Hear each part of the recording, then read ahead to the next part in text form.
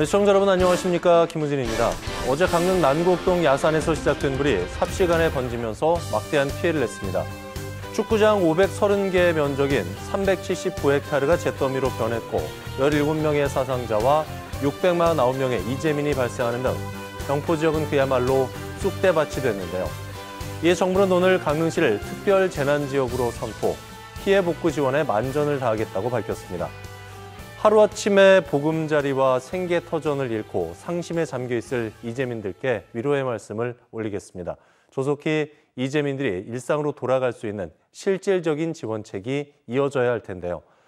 더불어 거의 매년 반복되는 영동 지역의 대형 산불을 막기 위한 정부 차원의 특단의 대책, 이번 기회에 마련되길 바라겠습니다. 강원도의 오늘과 소통하는 시사 크리에이터 생방송 더 인사이드, 지금 시작하겠습니다.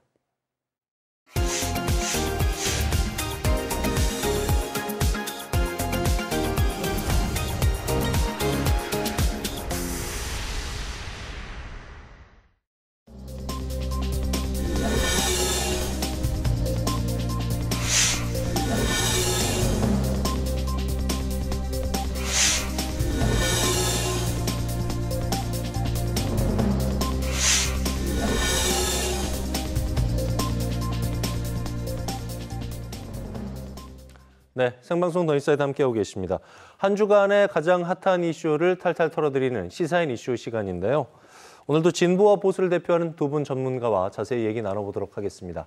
교수계의 이단아, 시사계의 원조 아이돌 김기석 교수, 국회의원에서 재논객으로 돌아온 정치계 풍나 황영철 전 국회의원과 함께하겠습니다. 어서 오십시오. 네, 안녕하세요. 안녕하세요. 얼마 전에 정부가 전국에서 15곳의 국가산업단지 후보지를 발표했습니다. 강원도에서는 유일하게 강릉이 천연물 바이오 국가산업단지 후보지로 선정이 됐습니다. 그런가 하면 원주는 수도권 반도체 메가클러스터 사업의 원주 확장을 정부에 요구하고 있는데요. 하지만 경제도시를 내세운 춘천은 좀 잠잠한 분위기입니다. 그래서 오늘 시사인 이슈에서는 강원도 빅3 국책사업 현주소란 주제로 탈탈 털어볼까 합니다. 자, 일단 두 분은 정부의 전국 15개 국가첨단산업단지 조성 계획에 대해서 어떻게 평가하시는지 궁금합니다. 먼저 교수님. 네, 이제 국가산업단지 사업이라고 하는 거는 이제 국가산업정책의 근간이 되는 측면이 있고요. 따라서 이제 많은 정책적인 그 지원들이 따르거든요. 예. 그러다 보니까 많은 지자체들이 원하죠. 무조건 하여간 일단은 잘 돼야 되는 거죠. 예, 근데 이제 대개 국가산업단지를 지정하는 거는 국토교통부가 하는데, 그동안에는 되게 중앙정부가 이제 주도적으로 했던 걸로 알려져 있습니다. 근데 이번에는 그 각 지자체의 의견을 좀 들어서 했다, 이렇게 보도가 되고 있어요. 근데 그 절차에는 조금 이렇게 아쉬운 점이 눈에 띄었던 것 같습니다. 이번에 그 신규 국가산단을 신청한 곳이 18개 지자체의 19개 대상이었는데, 이 18개 지자체 19개 대상지를 어떻게 선정했는지 잘 모르는 거죠. 심지어 춘천시장이 잘 몰랐다고 할 정도니까요. 그런데다가 제가 제일 아쉽게 느끼는 것은 강원도의 경우에 그 강릉이 어쨌든 지정을 받았으니까 다행이긴 한데, 그게 강릉이 그동안 그렇게 추진해왔던 내용도 아니고, 예. 그런데다가 지금 저희가 공약이라든가 선거 때 공약이라든가 계획이라든가 도의 계획이라든가 여러 가지 제시했던 게 핵심적인 것들이 있어요. 수소라든가 수소사업 또는 미래 모빌리티 사업이라든가 이런 것들이 전부 딴 곳으로 가버렸습니다. 사실 천연물 바이오라 그러지만 진짜 오리지널 바이오 사업 우리가 많이 했던 그런 거는 다 전부 다 다른 데로 가버리고, 그래서 그 절차적으로 조금 좀 더 개방적이고 투명하게 했었으면 어떨까 하는 아쉬움 같은 걸 가지고 있습니다. 네. 황 전 의원님 어떻게 평가하십니까? 우리가 지역 균형 발전에 위한 여러 가지 정책 패러다임들이 여러 가지가 있을 수 있는데, 예. 첫 번째로 시행했던 것이 수도 이전이죠. 그리고 두 번째가 또 행정기관과 공공기관을 지방으로 이전하는 형태. 그런 두 가지 방법을 통해서 지방 균형 발전의 토대를 좀 모색을 했는데, 국가산업단지 15개를 지정한 이번 전략은 전반적으로 봤을 때 새로운 패러다임의 지역 균형 발전 패러다임이다. 방법론이다. 이렇게 볼 수가 있어요. 예. 지금까지와는 다르게 저는 가장 실질적인 지역 균형 발전의 출발점이 될 거다라고 생각을 하고 이 계획이 정부의 의지대로 잘 추진된다고 한다면 각 지역별로 첨단 산업들이 발전하는 형태가 만들어지지 않겠습니까? 예. 그러면 이것은 단순히 공공기관을 이전하는 형태의 지역균형 발전 정책과는 아주 엄청난 차이의 좋은 성과를 만들어낼 수 있을 것이다라고 생각을 하고, 그리고 이 사업이 어쨌든 정부 예산 300조, 그다음에 기업과 같이 합하면은 거의 1,000조 이상의 사업들이 지방 발전을 위해서 쓰여진다라고 볼 수 있거든요. 예. 그런 측면에서 봤을 때 새로운 또 생산성이 만들어질 수도 있다고 보고 있어요. 그래서 굉장히 지방 또 지역 차원에서는 환영할 만한 일이고 또 잘 추진되어야 될 일이다, 이렇게 좀 예. 평가를 하고 싶습니다. 강원권에서는 어쨌든 강릉뿐입니다. 강릉 구정면 금광리 일원의 천연물 바이오 산업단지. 황 전 의원님, 앞으로 강릉 국가산단에 어느 정도 예산 투입되고 네. 뭐 바이오니까 뭐 그쪽인 네. 건 알겠는데 어떤 산업이 주로 육성이 되는 건가요? 뭐 지금까지 사실은 그 투자 규모를 쉽게 예측하기는 좀 어려워요. 그런데 현재로 예측할 수 있는 정도 수준이라고 또 정부 쪽에서 들려오는 이야기에 따르면은 한 3천억 정도의 예산이 예. 투입될 거라고 합니다. 그런데 지역 정책에 3천억 예산이 투입된다는 건 적지 않은 예산이 예. 투입된다라고 볼 수 있고, 그리고 교수님께서도 앞에 말씀 중에 약간의 문제 제기를 좀 하시긴 하셨습니다만, 사실은 강릉이 천연 바이오 산업이랄까 이런 쪽에 그렇게 특화되어 있다고 볼 수는 없어요. 예. 그러면 지금 강원도의 여러 가지 천연 자원들을 활용해서 제약이라든지 또 화장품이라든지 이런 산업들을 발전시켜 나가겠다, 이것이 정부의 계획이거든요. 그래서 그런 산업들이 제대로 발전할 수 있을 수 있을까라는 의구심을 가질 수는 있습니다만, 그래도 이런 산업들을 강릉을 중심으로 키우겠다는 정부의 의지가 있기 때문에 이 산단이 조성되고 난 다음에 이에 걸맞는 좋은 기업들, 전국의 제약이라든지 바이오라든지 화장품이라든지 이런 특화된 기업들이 강릉에 많이 유치되고 나면 예. 그때는 또 다른 또 좋은 성과를 낼 수 있을 것이다, 이렇게 예상을 해봅니다. 황 전 의원님, 돈에서는 어쨌든 동해 부평하고 네. 원주 불원에 이어서 세 번째인데 네. 지역에 미치는 영향은 어느 정도로 보세요?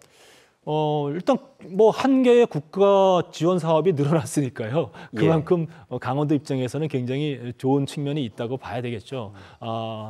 그러나 어쨌든 지금까지 여러 가지 국가 산업단지가 조성됐음에도 불구하고 그 산업이 국가적으로 특화된 사업으로 발전시켜내기 위한 여러 가지 뒷받침들은 사실 잘 안 되었다라고 보는 것이 지역 주민들의 생각이에요. 그리고 지방자치단체의 생각이고, 예. 그렇기 때문에 이번도 사실상 뭐 지난 3월 15일 날 정부가 발표를 했기 때문에 이 사업의 뭐 초창기 이제 뭐 출발점만 알렸다, 이런 상황이거든요. 이후에 이 정부의 계획이 어떻게 추진되느냐를 좀 꼼꼼하고 면밀하게 좀 지켜봐야 될 것 같습니다. 예. 교수님, 저희 강릉 관련돼서는 제2청사 관련해서도 시사인 이슈에서 많이 다뤘었고 그랬었죠? 거기에 네. 국가산업단지까지 강릉은 좀 호재가 겹치는 모양새인데 교수님 보시기에 강릉이 한 단계 도약할 수 있는 기회라고 보세요? 물론 좋은 기회라고 봐야 되겠죠. 네. 일단 제가 생각하기에는 빅3 중에 그래도 제일 수도권으로부터 멀고, 예. 그다음에 제일 낙후돼 있고, 이제 그런 강릉에 기회가 더 주어진다는 측면에서는 국토 균형 발전이라는 관점에서 보면 일단 바람직하다고 뭐 봐야 되겠죠. 강릉 제2청사 문제를 잠깐 언급을 하셨는데, 강릉 제2청사는 이제 뭐 어쨌든 진행이 될 것이고, 뭐 얼마 안 남았지 않습니까? 될 것인데, 지금 발표된 바에 의하면 한 100여 명의 직원이 이제 가게 돼 있다, 이렇게 돼 있어요. 그런데 이제 공무원들 누가 갈지 잘 모르는 상황이긴 하나, 가게 되는 분들은 분명히 불만이 있을 거예요. 조금 빨리 졸속적으로 추진됐다, 그런 비판도 있기 때문에. 예. 이 경우에는 과연 이게 100여 명이 가는데 그 중에서 몇 분이나 가족하고 완전히 이주를 해갈지. 예. 왜냐하면 그 강릉 춘천 거리라고 하는 게 출퇴근하기 조금 부담스러울 수 있으나 주말 부부 정도로 사는 거는 또 그렇게 어려운 거리는 또 아닙니다. 그렇죠. 그렇게 긴 거리가 아니기 때문에 이제 그래서 이거는 뭐랄까 조금 그 실효성 있는 지원책 같은 것들 좀 해서 예. 가능하면 대부분의 분들이 가족들과 가서 좀 편안히 열심히 일을 할 수 있도록 여건을 조성해 줘서 예. 그것이 경제적인 어떤 활성화로 이어질 수 있도록 그렇게 하는 게 중요하다는 느낌이고요. 그다음에 이제 천연몰 바이오 국가산업단지 이게 사실은 그 바이오 뭐 이 얘기를 우리가 많이 들었는데 그동안에 천연몰 바이오가 뭔지 저도 처음 듣는다 이런 느낌이 좀 있어요. 예. 이제 그런데 가뜩이나 또 강릉에서 뭐 바이오 산업단지를 한다 이런 얘기는 이전에는 별로 이렇게 그 많이 부각됐던 얘기들도 아니고요. 예. 이제 제가 이거 보도 내용들을 좀 찾아보니까 그 지정을 하도록 이제 해야 되는데 뭐랄까 좀 다른 지역이 안 하는 틈새 시장을 노렸던 것 같아요. 전략적으로 네. 강릉에서. 이제 그러다 보니까 이제 뭐 천연물 바이오 이렇게 이름을 붙여서 이제 한 것 같습니다. 그러니까 뭐 굉장히 어렵게 노력한 것이겠죠. 어쨌든 지정을 받아야 된다고 생각을 했기 때문에 지금 이게 15개가 됐지만 원래 예상은 10개 정도 하는 것이었어요. 그러니까 2대1 이상의 경쟁률이 있었거든요. 예. 그러니까 지정을 받아야겠다는 생각을 이제 강하게 했던 것 같아요. 근데 그 실제로 바이오 산업이라고 하는 곳은 춘천, 홍천, 원주 벨트에서 사실 그동안 쭉 진행되어 왔던 거지 않습니까? 그러니까 거기다 갑자기 바이오 산업단지 그것도 국가산단을 만든다고 하는 것은 다른 지역과의 어떤 그 밸런스 문제가 생길 수 있어요. 예. 그래서 한 열흘 정도 있다가 도에서 사실은 발표를 했습니다. 그래서 이 네 지역 춘천, 홍천, 원주, 강릉을 합쳐서 제가 이름을 적어왔는데 강원 바이오 헬스 산업 혁신을 위한 권역별 로드맵 이렇게 긴데요? 해서 예. 네 지역을 이제 균형 있게 하겠다. 말하자면 각 지역별 특성을 살려서 균형 있게 육성해 나가겠다는 네. 계획을 발표를 했습니다. 그러니까 뭐 일단 하여간 지켜볼 수밖에 없죠. 그렇군요. 네, 네. 자, 강릉 지역 살펴봤으니까 이제 원주로 한번 가볼까요? 원주는 김진태 도지사하고 원광수 원주시장이 반도체 공장 유치 아주 적극적으로 나서고 있단 말이죠. 정부에서 추진 중인 수도권 반도체 메가 클러스터 사업 계획으로 일단 비상이 걸렸었지만은 원주에 반도체 공장 유치하는데 김진태 도지사와 원광수 원주시장이 상당히 많은 노력을 의지를 또 갖고 있는 것 같은데 두 분 보시기에는 원주의 반도체 사업 계획은 어떤 의견 갖고 계세요? 먼저 교수님? 먼저 황 의원님 먼저. 네, 황 의원님. 황 전 의원님께서 먼저 괜찮습니다. 말씀해 주시죠. 네. 예. 글쎄요. 일단은 현재 상태로 봤을 때는 반도체 공장 유치는 굉장히 어려운 상태가 됐다라고 좀 봐요. 그렇죠? 예. 그러니까 그 김진태 지사의 공약이 어떻게 보면 물 건너갈 수 있는 그런 위험에 처해 있다 이렇게 볼 수가 있는데 그렇기 때문에 부랴부랴 삼성 임원들이 사장급 임원이 와서 이와 관련된 뭐 삼성의 입장도 전달하고 근데 거기다 이제 엎친 데 덮친 격으로 정부가 용인을 중심으로 메가 클러스터 사업을 추진한다고 했으니까 네. 원주는 어떻게 좀 밀려난 상황이 됐죠. 그런데 이게 기회일 수 있다고 전 봐요. 왜냐하면 원주가 최근에 그래도 좀 앞장서서 반도체 교육센터를 신축을 추진을 했거든요. 예.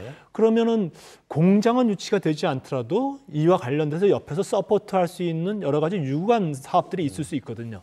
그런 측면에서 원주가 한 발짝 그래도 앞서서 진행이 됐다. 이런 측면에서는 굉장히 좀 희망이 좀 보여집니다. 그래서 공장 유치가 당장은 힘들더라도 교육이라든지 여러 가지 반도체 관련된 부가 산업들이 있는데 그런 것들을 원주가 잘 또 특화해서 육성시켜 나간다면 그런 또 인프라가 또 쌓이기 시작하면 나중에 새로운 반도체 산업이 더 발전해서 더 많은 투자가 이루어진다고 한다면 적어도 원주가 우선적으로 공장 유치를 할 수 있는 그런 전략이 될 수 있다. 저는 이렇게 보고 있어요. 그래서 그런 측면에서 당장은 조금은 좀 아쉬운 측면도 있고 또 그 도민들이나 원주 시민들이 보기엔 조금은 실망감이 있을 수 있지만 뭐 어쩔 수 없는 현실 아니겠습니까? 그 현실을 조금 더 뛰어넘고 극복할 수 있는 좋은 방안들을 잘 찾아갔으면 하는 바람입니다. 예. 교수님 어떤 의견 주시겠습니까? 그래서 뭐 저도 부정적이었기 때문에 먼저 제가 그렇군요. 기회를 드렸는데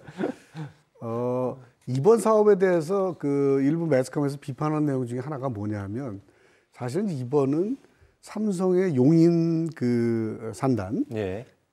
그것을 위한 뭐 부수 이벤트 같이 다른 지역은 매달은 거다 말하자면 뭐 그런 얘기가 있을 정도예요. 그럴 예. 만큼 지금 사실은 이제 반도체와 관련된 국제 정세, 미국이 하여튼 무조건 미국에 와서 미국에 와서 첨단 반도체를 만들어라 이렇게 지금 계속 하고 있지 않습니까? 그렇죠. 삼성이 압박을 가하고 있고 그런 와중에 지금 국내에 대규모 투자를 지금 발표한 것이기 때문에 이게 외교적으로도 여러 가지 의미가 있어요. 나중에 시간이 있으면 한번 다뤄봤으면 좋겠는데 네. 아무튼 이제 그런 중요한 여러 가지 의미가 있기 때문에 예컨대 이게 지금 1,200만 평 좀 넘게 됩니다. 15개 다 합치면은 네. 그 중에 320만 평이 용인이에요. 네. 그러니까 아주 대규모 국가 프로젝트의 외교적 현안까지 돼 있는 그런 부분이기 때문에 강원도지사가 가서 영향을 발휘해서 뭘 하고 할 수 있는 내용이 아니에요. 지금 현재 상태가 그 반도체 관련 어떤 예. 그 공장 부지 문제라든가 이런 것들이요. 그러니까 뭐 공약이 뭐 100%도 아직 지킬 수 없는 것이거든요. 일본 공약이니까 이제 지키면 좋겠지만 그 상황이 그렇다는 거 그런 걸 우리가 이제 충분히 봐서 알고 있기 때문에 좀 뭐랄까 좀 전략을 바꿔서 지금 황 의원 말씀하신 대로 실질적으로 뭔가 얻어올 수 있는 다른 것들을 좀 노려보는 것도 방법입니다. 그러니까 너무 공약에 집착하지 마시라 이렇게 말씀드리고 싶어요. 그렇군요. 네.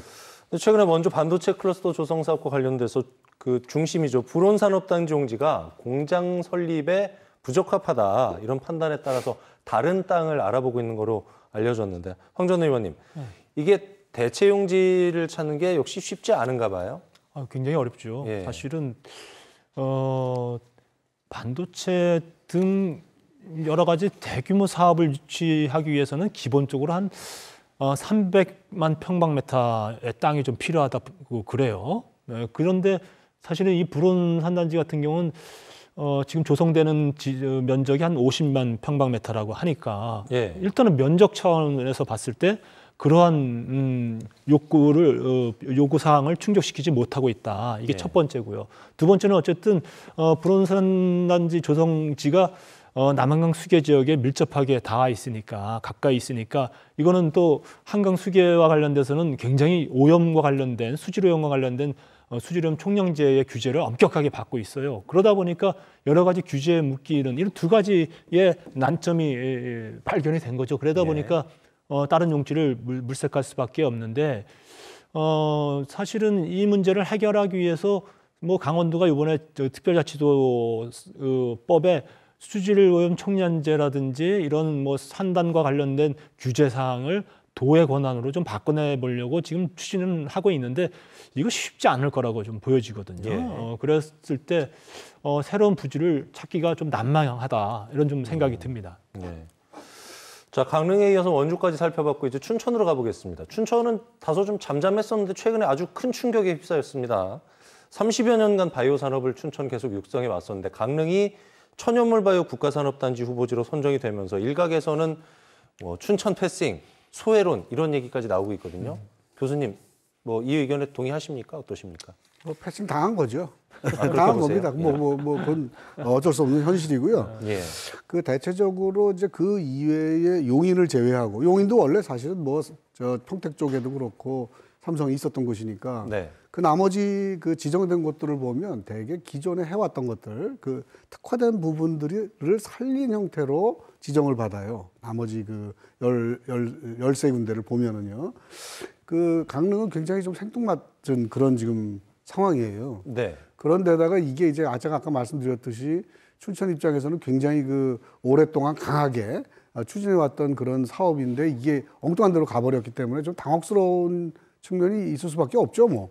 그렇죠. 예, 그리고 대개 일반적으로 국가 사업이라고 하는 것이 공모 사업 같은 걸 많이 하는데 국가 산다는 이제 그렇게 그런 형태로 하지는 않았었지만 그래도 최소한 예컨대 춘천이라든가 원주라든가 중요한 어떤 그 지자체에서는 충분히 내용을 알고 그 다음에 또 강원도에서 그 내용을 가지고 협의를 해서 결정이 이루어졌다면 훨씬 더 좀 좋은 모양새가 될 수 있었겠죠. 예. 그래서 뭐 그런 절차적인 문제를 지적했던 것이고요.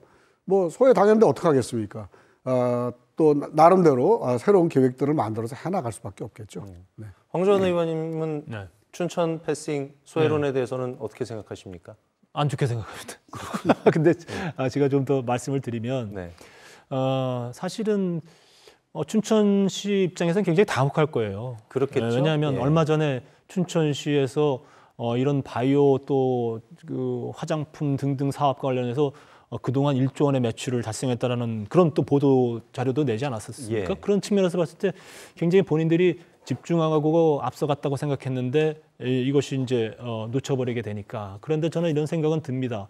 어쨌거나 지금 춘천시는 굉장히 당혹스럽지만 책임을 져야 될 부분들이 상당히 네. 있고 이 난국을 헤쳐나가기 위한 새로운 노력들이 좀 필요하다. 왜냐하면 이런 정부의 중요한 사업들이 결정되는 과정에 그런 핵심과 전혀 소통되고 있지 않다. 네. 이런 거를 저는 볼 수밖에 없거든요. 그거는 뭐 아시다시피 어쨌든 춘천시장이나 또 국회의원이 또 야당이기 때문에 겪는 어려움일 수 있어요. 그럼에도 불구하고 어쨌든 이런 사업들이 논의될 때 논의에서 전혀 비껴져 있으면 앞으로 계속해서 춘천시는 이런 어려움을 겪을 수밖에 없지 않겠느냐라는 생각이 들어서 이런 어떤 방식으로든 지금의 이런 여러 가지 어려운 점을 극복하기 위한 그런 새로운 시도들이 좀 필요할 거다라고 생각이 들어요. 지금 이 상황 속에서 어쨌든 뭐 육동환 시장이 좀 더 분발해야 될 것 같고 그리고 뭐 저는 제가 봤을 때는 이런 위기 대응 수준에서라도 춘천시의 관계자들이 모여서 예. 지금의 이런 상황들을 어떻게 헤쳐나갈 것이냐 사실은 굉장히 다급하고 급박하게 움직여야 될 상황이라고 저는 생각이 듭니다. 그렇군요. 그래서 그럼에도 불구하고 아직까지 그런 것이 보여지지 않아서 굉장히 어렵다. 뭐 육동환 시장이 최근에 어떤 자리에서는 뭐 본인이 굉장히 외롭다. 뭐 그다음에 뭐 괴롭기까지 하다. 뭐 이런 표현을 했다고 하는데 그런 자조적인 표현을 할 것이 아니라 이를 극복하고 또 춘천 시민들의 이런 바람들을 세게 정부에 전달할 수 있는 그러한 뭔가 좀 특단의 대책들 노력들을 모아야 된다. 이런 주문을 좀 하고 싶습니다. 그러니까 일각에서는 또 그런 얘기도 나와요. 정부라든가 도지사 소속 정당이 다르기 때문에 그런 것 아니냐는 얘기도 나오고 있고 교육도시라든가 뭐 첨단 지식산업도시 이런 같은 춘천의 어떤 핵심 공약에 대한 로드맵이 부족한 거 아니냐 이런 비판도 나오고 있는데 황 전 의원님은 어떻게 보고 계세요? 뭐 앞서 말씀드렸듯이 뭐 그동안 사실은 굉장히 많은 노력들을 해왔고 그랬음에도 불구하고 중요한 것은 예. 국가의 정책적으로 어떤 사업들이 결정될 때 그 사업들의 계획들을 미리 추진 사항들을 파악하고 예. 거기에 또 지역의 요구들을 전달해내고 이런 통로들이 굉장히 중요하거든요. 그거는 결정 단계에서 굉장히 중요한 역할을 미치는 요인들이에요. 그럼에도 불구하고 그런 것들이 제대로 이루어지지 않고 비껴서 있었다라는 것에 대한 좀 반성이 필요할 것 같고 그리고 앞으로 이런 상황 속에서 뭔가 선택과 집중에 대한 새로운 패러다임이라든지 방법이라든지 이런 것들을 모색하기 위한 어떤 위기 대응 대책들이 뒤따라야 될 것이다 이렇게 생각합니다. 교수님 어떤 의견 주시겠습니까? 어떤 이 절차나 정보 이런 부분이 부족했다는 지적 예. 뭐 받아들여야 될 부분일 거라고 생각해요. 아무튼 당이 달라서 인맥이 다르다든가 뭐 이런 얘기들 변명으로 얘기할 수는 있으나 어떻든 그렇더라도 해야죠. 뭐 그것은 달게 받아서 개선해 나가야 될 문제라고 생각을 하고요. 그 다음에 이제 춘천이 가지고 있는 계획이 불확실해서 그런 거 아니냐. 예컨대 이제 그런 식의 질문을 아마 그런 식의 그렇죠. 이제 문제의식을 가지고 있는 분들이 계시다고 생각하는데 저도 춘천시의 계획을 다 아는 것은 아닙니다만은 예컨대 이런 거예요. 교육도시하고 첨단 기술도시, 첨단 산업도시 이제 그런 것들을 특례로 만들고 싶어 하고 정책으로 내세웠던 건데 이런 것들이 굉장히 복합적으로 연계되어 있는 개념이에요. 말하자면 제가 이해하기에는 첨단 산업 도시를 만들기 위해서 강원과학원을 설치를 하자. 춘천에다가 강원과학원을 만들면 거기에 유능한 인재들이 와야 되잖아요. 그렇죠. 그러니까 와야 되는데 이분들이 가족들과 같이 와서 말하자면 안정적인 삶을 살고 그다음에 춘천 사람, 강원도 사람이 되도록 하려면 좋은 교육 시설이 있어야 된다. 그래야 아이들을 데리고 와서 살지 않느냐. 그러려면 교육 특구를 해서 교육의 수준을 높여야 된다. 물론 그것은 춘천 시민들이나 강원도민들을 위해서도 좋은 결과가 될 수 있을 것이고요.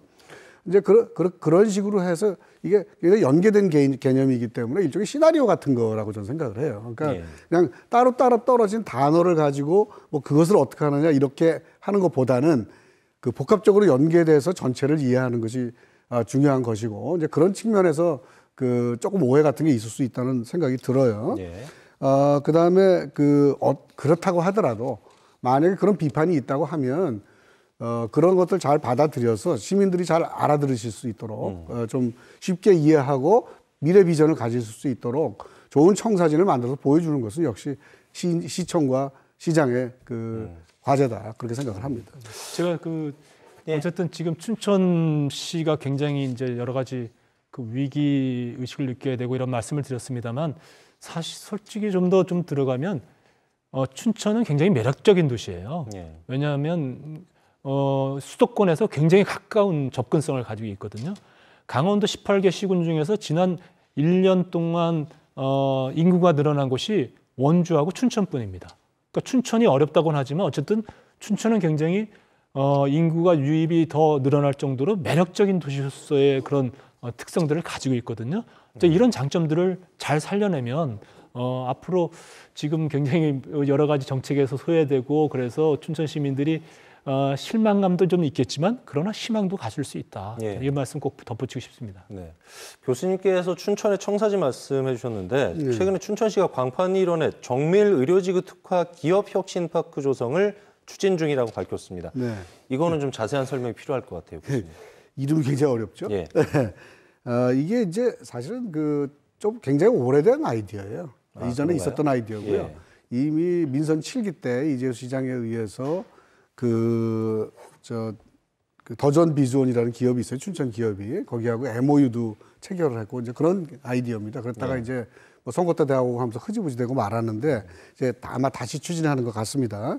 기본 내용은 이런 거예요. 광판리 쪽에 그 남춘천 산단 2지구가 있어요. 네. 거기 한 100만 평 정도를 해서 정밀 의료지구 특화 기업혁신파크 이렇게 돼 있는데 간단히 말하면 기업 도시를 만든다는 거예요. 그러니까 산단이라는 것은 공장들만 들어오잖아요. 기업혁신파크라고 하면은 거기에 이제 주거 기능도 들어오고 그다음에 뭐 상권 이런 것도 다 들어올 뿐만 아니라 문화 기능도 들어오고 네. 뭐 이렇게 돼서 말하자면 기업 도시를 하나 조성하겠다 그런 계획인 것이죠. 그래서 이게 이제 말하자면 전체적으로 한 5천억 원 정도 예산을 하고 있다 그러고 그다음에 기업 한 160개, 한 4,700여 개 일자리 뭐 이런 식으로 계획이 돼 있습니다. 그런데 4,700여 개 일자리면 가족으로 들어오면은 뭐 3, 4만 명 이상 들어오겠죠. 잘만 된다면요. 이제 그렇기 때문에 뭐 이런 식으로 이건 이제 제가 듣기에는 바이오만 하는 게 아니라 바이오하고 ICT를 결합하는 예. 그런 기술적인 장점을 가진 기업들을 많이 유치하려고 그렇게 생각하고 있는 것 같아요. 그렇군요. 그러니까 이렇게 하니까 뭐 지금 당장 좀 실망스러운 부분이 있지만 예. 이렇게 춘천이 원래 가지고 있는 그런 장점을 살린 새로운 개념들을 새로운 사업들을 내고 해서 해나가면 되지 않을까 싶습니다.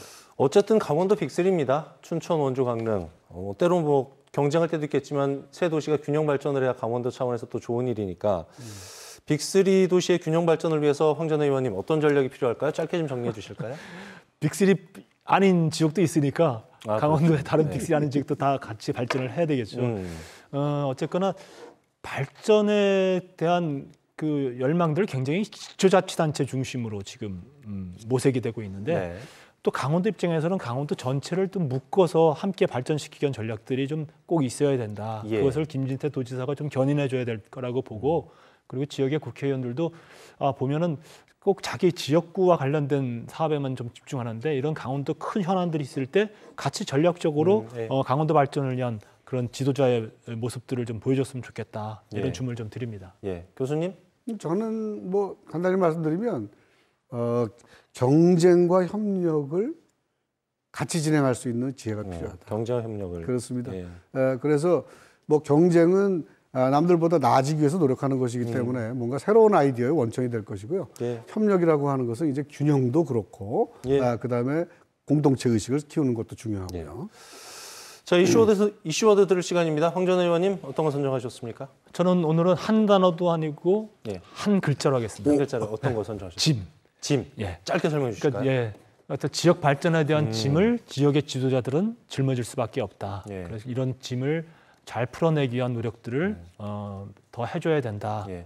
오늘은 사실 오늘의 논의가 바로 그런 예. 책임감을 던져주는 논의가 아니었겠느냐라는 생각이 듭니다. 현안 잘 다뤄서 그침이 멋짐이 되면 더 좋겠죠. 교수님은 한 단어 어떻게 정리하시겠습니까? 글쎄, 뭐 저는 아까 말씀드렸듯이 경쟁과 협력이 공존한다는 의미에서 3인 4각으로 하겠습니다. 3인 사각에 짧게 설명해 주실까요? 2인 3각 여러분 게임 하시잖아요. 예. 그러니까 춘천이 가운데 서고 양쪽에 원주하고 강릉이 해서 예. 4개의 다리로 예. 이렇게 협력해서 나아가는 게 좋겠다는 말씀 드리고 싶습니다. 그렇군요. 아무래도 춘천, 원주, 강릉이 강원도 대표 도시다 보니까 때로는 비교가 되고 때로는 또 경쟁 구도에 놓일 수밖에 없을 것 같아요. 전국 인구의 3%에 불과한 강원도 원팀이 돼서 똘똘 뭉쳐야겠죠. 빅3 도시가 윈윈할 수 있는 방안을 함께 모색하면 좋을 것 같습니다. 지금까지 김기석 교수, 황영철 전 의원과 얘기 나눠봤습니다. 오늘 말씀 고맙습니다. 네, 감사합니다. 수고하셨습니다. 네, 4월 10일 수요일 생방송 더 인사이드 저희가 준비한 소식 여기까지입니다. 편안한 저녁 시간 보내십시오. 고맙습니다.